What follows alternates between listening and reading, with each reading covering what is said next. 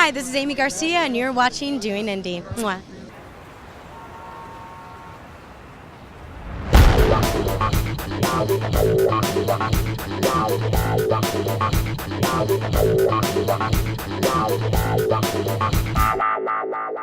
Hi everybody, and welcome to this episode of Doing Indy. I'm Seth, and before we get into the show, I got to tell you guys about something that we've been nominated for. Once again, we've actually been nominated for the People's Choice Podcast Awards. Now, I got to tell you, it's a really big deal, and you have until August 11th to go and vote for us, because we've been nominated in the Best Video and Best Produced categories. And you can go right here to the People's Choice Podcast Awards site, which is podcastawards.com, and cast your vote. Okay, so now let's get into the show. All right, how many of you out there know what a Fringe Festival is?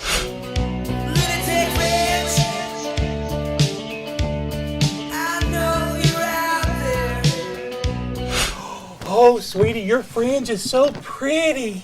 Oh, but sweetie, you're a shoo-in for that square dance competition. I know.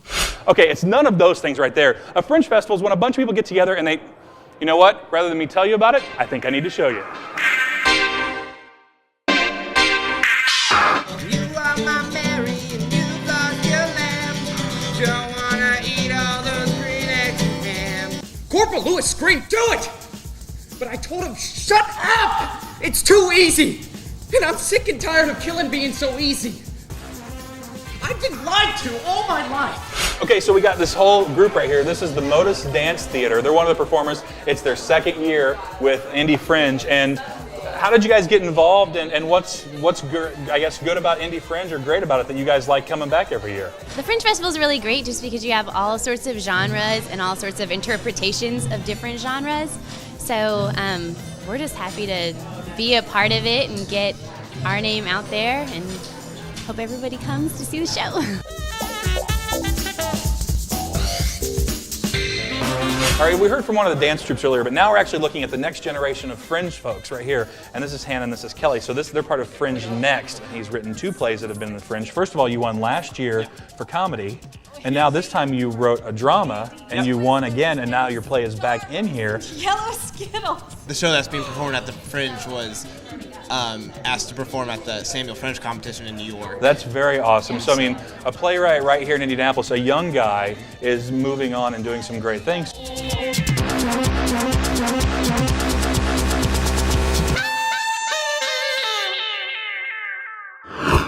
So at the Fringe Festival, the person who is, I guess, responsible for putting all this stuff together is Pauline Moffett, and Pauline's joining us tonight to really kind of talk about it, because we're lucky enough to come to the preview. So Pauline, for those people who don't know, the Fringe Festival is it's plays, old, new, edgy, some not, but it's stuff that you don't see on mainstream theaters, right? Right, because mainstream isn't going to take the risk. But here we allow young performers and new groups to come out and really experiment with their art form in a real theatre on Mass Ave, where they're never going to be able to go at any time other than the Fringe. Now, some people in Indianapolis will say, because let's let it be known, I mean, well, I don't think it's a big secret, but Indianapolis is a sports town. And a number of people have said that and know that, especially with the Colts winning the Super Bowl. And some people will say that Indianapolis is dead artistically. What would you say to that? I'd say they're wrong. I'd say that we have doubled our numbers. We went from 4,000 the first year to 10,000 last year. That's more than double. That is more than double. That's 2.5 times. That's right. And we have returned $84,000 to the performers last year. This year we're hoping to return $100,000. What people don't understand is that the performers choose us. Say I wanted to write a play and submit it for next year. How would one go about doing that? Well, simply do it. We have a new play contest with Nouveau. So when we announced that, and we had a number of fantastic plays this year. Other than that, it's first in, best dressed. Well, I'm excited about this. I know tonight is the big preview night. We're excited. We saw some rehearsal. Yeah. I'm waiting to hear what everybody outside is going to say about this, and seeing the final, I guess, dress rehearsal tonight before the thing starts off on August 24th.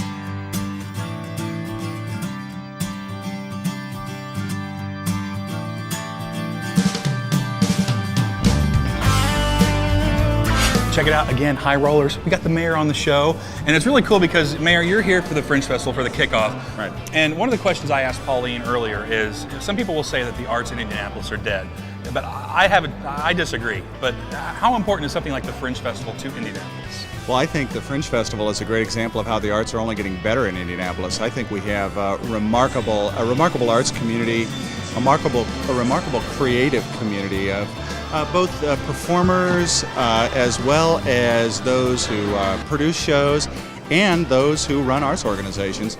And I think, if you look at this organization coming from nowhere 2 years ago, exploding on the scene, having an encore year that was off the charts, and now in its third year, and it's huge.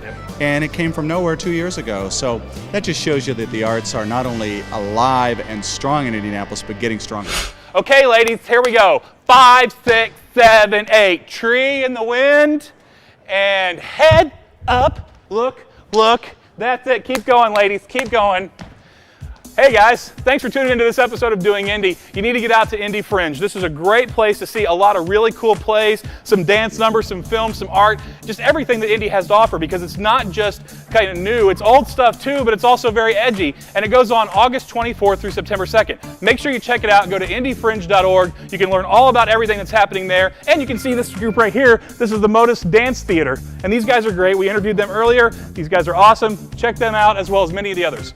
So for Doing Indy, I'm your host, Seth Hancock. And remember, in Indianapolis, it's always so easy to do so much. You just have to get out there and do something. Come on, girls, keep it going. I want to see some butts wiggling and some hips jiggling.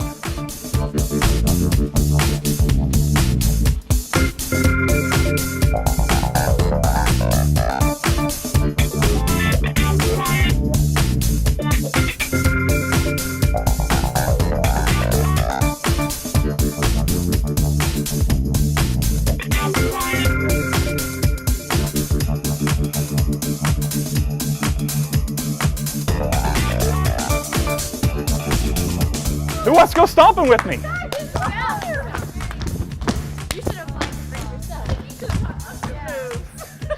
Seth told you I'm a white guy, 6'3", with rhythm. I hope to God you were rolling.